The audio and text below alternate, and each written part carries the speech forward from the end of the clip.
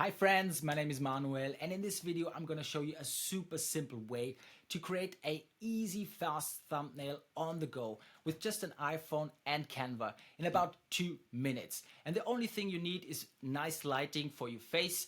If you don't have artificial light around, you can always just stand in front of a window where you get soft and directed light in your face. And it also helps if you use a plain background like a white wall to make the cutout easier. But it's all not necessary. So I will just do it here in the middle of my setup and show you everything. So I open up my iPhone, I start the camera application, I turn the camera around, I point it at myself, I strike a funny pose, and then I shoot.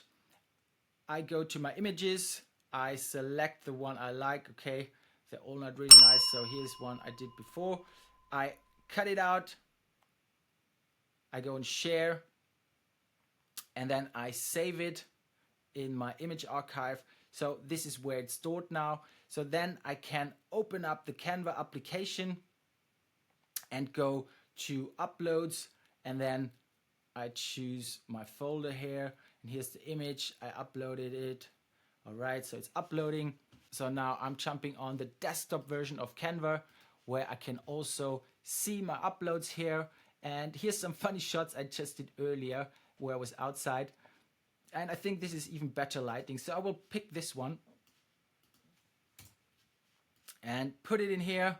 And as you can see, it's definitely not perfect. So the cutout, you can see a slightly edge, but I mean, this is quite nice, and you can always work on it. So improve it a bit, give it a bit of more contrast. I kind of like this, but I take out the intensity, and then we add a bit of a glow on the outside, but we don't want it dark. We of course change it to a brighter color, maybe a little slightly yellowish, and make it really soft, and change the intensity. All right, so